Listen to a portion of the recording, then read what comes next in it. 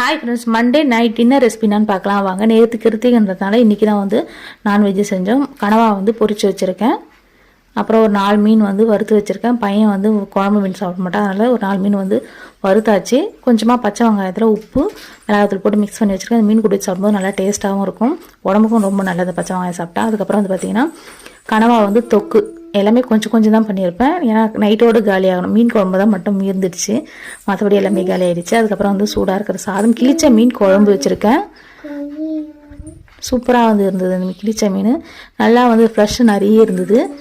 குழந்தைங்கலாம் கொடுக்குறீங்கன்னு நிறைய முள் கிடையாது, சைடு முள்ளும் கொஞ்சம் நடு முள் மட்டும் தான் இருக்கும். அதனால் பார்த்தீங்கன்னா பயப்படாமல் கொடுக்கலாம்.